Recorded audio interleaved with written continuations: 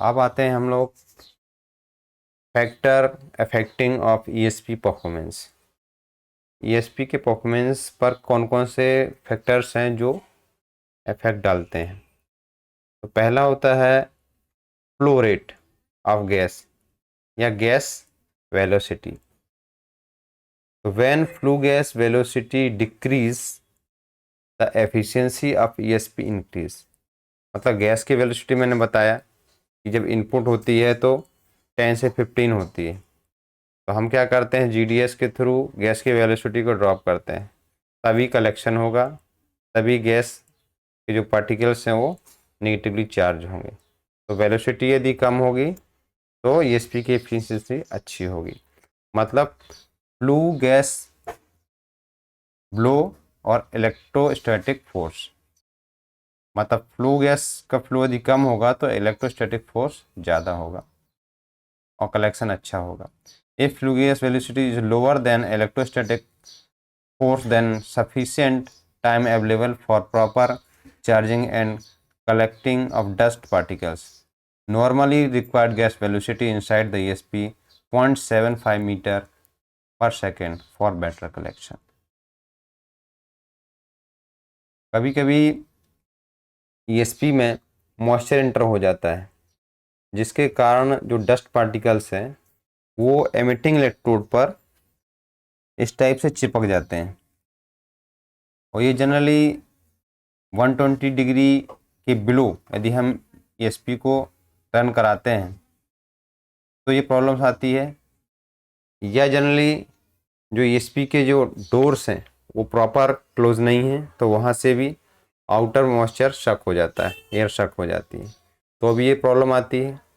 या ईएसपी के ऊपर प्रॉपर सीटिंग नहीं है, कवरिंग नहीं है, रनिंग टाइम में भी वाटर यदि इसके अंदर इंसर्ट हो गया तो भी ऐसी प्रॉब्लम्स क्रिएट होती हैं, और इस कंडीशन में आपका ईएसपी की जो परफॉर्मेंस है वो ड्रॉप हो जाएगी, प्रॉपर कलेक्शन नहीं होगा, आपका चिमनी से ब्लैक स्मोक आना चालू हो जाएगा। तो ये एक प्रॉब्लम होती है। तो इसके लिए हमको ये सब चीज़ जो मैंने बताई वो अवॉइड करना चाहिए। डोर प्रॉपर क्लोज होना चाहिए, ऊपर प्रॉपर सेटिंग होना चाहिए, और जब तक हमारा टेम्परेचर 120 डिग्री से प्लस नहीं आ रहा ईएसपी के टीआर को चार्ज नहीं करना चाहिए। दूसरा है resistivity of ash particle. Measurement of resistivity in electrical condition ये होता है ओम सेंटीमीटर में, इसको मेज़र करते हैं। तो resistivity of coal fly ash 10⁸ to 10⁻12 ohm centimetre होनी चाहिए। यदि रेसिस्टिविटी लो होगी, if resistivity is too low, particle discharge their charge too quickly and escape from collecting plate and come back to the gas stream। मतलब यदि resistivity बहुत लो होगी तो particle जो होते हैं अपना चार्ज को जल्दी ही डिस्चार्ज कर देंगे, खो देंगे, और वापस स्ट्रीम लाइन में आ जाएंगे, री एंटरिंग हो जाएगी। तो उस कंडीशन में क्या होगा, कलेक्शन नहीं होगा और ईएसपी से हमको वो चिमनी से डस्ट विजिबल होने लगेगी। और यदि रेसिस्टिविटी टू हाई, रेसिस्टिविटी बहुत ज़्यादा है, तो उस कंडीशन में क्या होगा, particle do not give up their charge completely to collecting plate, so the charge accumulated on collecting plate and leads to back corona. This reduce ionization of particle and particles escape with flue gas। मतलब यदि resistivity ज़्यादा होगी तो जो dust particle है वो easily charge नहीं होंगे, उनको हाई करंट चाहिए, और यदि चार्ज हो जाएंगे तो चार्ज होने के बाद क्या होगा, जब वो पॉजिटिव प्लेट की तरफ मूव करेंगे तो चार्ज को जल्दी से डिस्चार्ज नहीं करेंगे। उस कंडीशन में क्या होगा कि डस्ट पार्टिकल जब हैमरिंग होगी या रैपिंग होगी तो हॉपर में कलेक्ट नहीं होंगे, वो इलेक्ट्रोड से ही चिपके रहेंगे, और वहाँ पर चिपके रहने के कारण वहाँ पे भी एक कोरोना इफेक्ट क्रिएट हो जाएगा। और कोरोना इफेक्ट क्रिएट हो जाने से क्या हो जाएगा, जो आपका फ्लू गैस में और जो कलेक्शन होना है वो नहीं होगा, वो सीधा स्टीम लाइन में जाएगा और चिमनी से बाहर हो जाएगा। उस कंडीशन में भी ईएसपी प्रॉपर वर्क नहीं करेगा। उसके बाद आते हैं कि how to maintain resistivity. Resistivity को हम कैसे मेंटेन कर सकते हैं। तो एक तो है temperature of flue gas. Temperature directly proportional to velocity of gas है ना, viscosity means resist to flow. तो temperature of flue gas increase करेंगे तो क्या होगा, विस्कोसिटी इंक्रीज होगी और resistivity of ash particle also increase and reback corona. Resistivity is maximum between 1, मतलब इस टेम्परेचर पे मैक्सिमम होती है 149 से 204 ऑन सेल्सियस पर। इसके बाद आते हैं carbon content in S particle. माने हमारा जो एस पार्टिकल है उसमें कार्बन कंटेंट्स कितना है वो भी रेसिस्टिविटी को इफेक्ट डालता है। तो carbon is good conductor of electricity. If carbon contents is more due to bad combustion और high FC fuel then resistivity of ash particle decrease. मतलब यदि कार्बन पार्टिकल्स में कार्बन का एस पार्टिकल्स में कार्बन का परसेंटेज ज़्यादा होगा तो हमारी रेसिस्टिविटी कम हो जाएगी। मतलब पार्टिकल्स नेगेटिव चार्ज लेंगे लेकिन उसको जल्दी से ही और खो देंगे। इसके कारण क्या होगा, उनका कलेक्शन नहीं होगा और एक्सट्रीम लाइन में आ जाएंगे और हमारे चिमनी से ब्लैक स्मोक आने लगेगा। तो जनरली ये 3 to 5% होना चाहिए, इससे ज़्यादा नहीं होना चाहिए। यदि ज़्यादा होगा तो ईएसपी की परफॉर्मेंस ड्रॉप हो जाएगी और उस कंडीशन में हम इसको मेंटेन कर सकते हैं। उसके लिए हमको टीआर को और हाईली पावर देना पड़ेगा, लेकिन ये एक टाइम तक ही दे पाएंगे क्योंकि यदि कार्बन परसेंटेज ज़्यादा रहेगा तो कलेक्शन होगा लेकिन उतना ज़्यादा नहीं हो पाएगा। मतलब कुछ ना कुछ परसेंटेज हमारा ये चिमनी में से बैक हो मैंने बाहर आएगा ही। If ash content 10% higher unburnt carbon तो क्या होगा, sparking rate increase in ESP, ultimate reduce secondary voltage.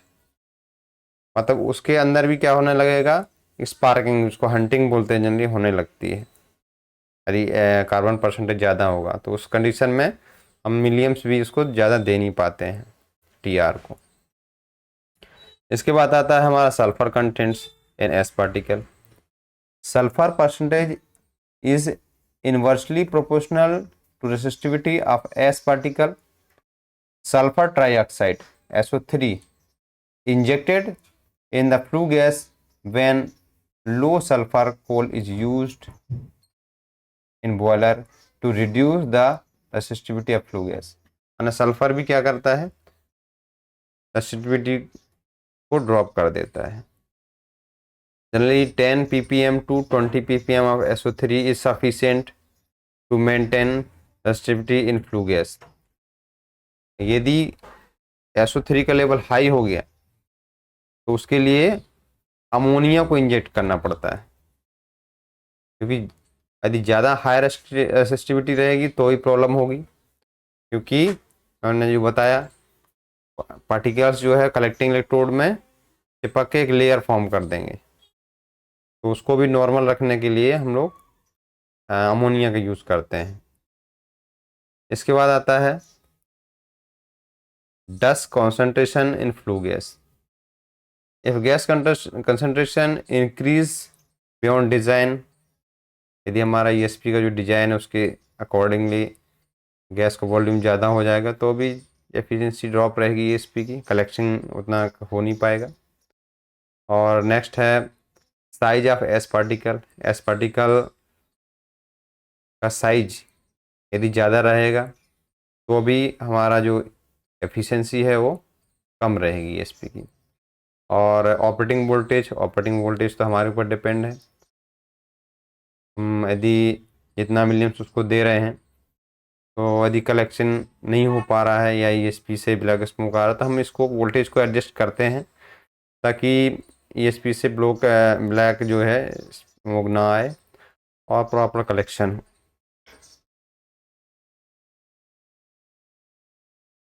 ये एक ट्रांसफार्मर की रीडिंग है। जनरली ये देखा गया है, जैसे मैंने बताया, कि यदि हाई कार्बन कंटेंट्स रहेगा तो हमको इसका जो हॉपर्स हैं, इसका जो एक सैंपल चेकिंग होता है उसमें हम लोग एलओआई चेक करते हैं। तो वो यदि ज़्यादा आ रहा है तो उससे हमको समझ में आता है कि हमारा जो ईएसपी के अंदर है, जो फ्लू गैस इंटर हो रहा है, उसमें कार्बन कार्बन ज़्यादा आ रहा है। लेकिन एक चीज़ मैंने मेज़र किया कि यदि हम 4 चेम्बर्स हैं, फर्स्ट सेकंड थर्ड फोर्थ, मतलब फर्स्ट जहाँ से हमारा फ्लू गैस इंटर हो रहा है उसको फर्स्ट सेकंड थर्ड फोर्थ लेते हैं, तो यदि हम सैम्पलिंग जो है फोर्थ चेम्बर से करते हैं या हॉपर से करते हैं तो उसमें हमको एलओआई ज़्यादा मिलता है और फर्स्ट सेकंड में कम मिलता है। ऐसे ही आप देख रहे होंगे कि फर्स्ट फील्ड में मिलियम्स कितना है, 20 है, सेकंड में 50, थर्ड में 60 और फोर्थ में 40। मतलब पहले में कम है, फिर सेकंड में ज़्यादा है, फिर ज़्यादा है। केवी भी उस हिसाब से डेवलप हो रहा है, 18, 26, 37, 34।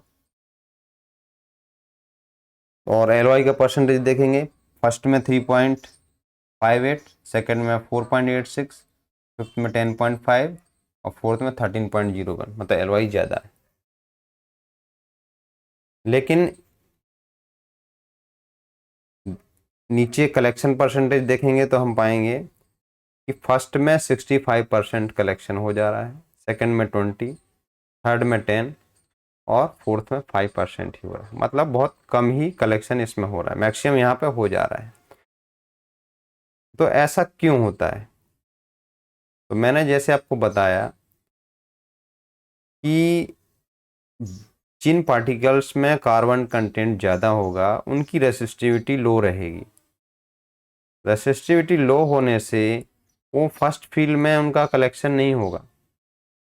यहाँ मैक्सिमम कलेक्शन हो गया डस्ट का, इसके बाद आप मिलियम्स बढ़ाएंगे तो वो नहीं लेगा, हंटिंग करने लगेगा।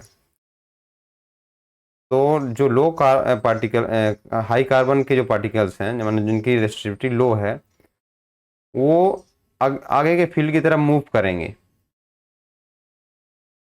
और जहाँ उनको हाई चार्ज मिलेगा उसी चेम्बर में या उसी पोर्शन में या उसी फील्ड में इनका कलेक्शन हो जाएगा। वो इसलिए हो रहा है क्योंकि इनकी रेसिस्टिविटी लो है। ये जाके जब हाई चार्ज इनको मिलेगा तब ये इनमें कलेक्शन होगा इनका। और इसी कारण हम देखते हैं कि जो ईएसपी के लास्ट वाले चेम्बर्स होते हैं इनमें आपको एलओआई ज़्यादा आएगा और फर्स्ट सेकंड जो फील्ड रहेंगे इसमें एलओआई कम रहता है। तो ये रीज़न है।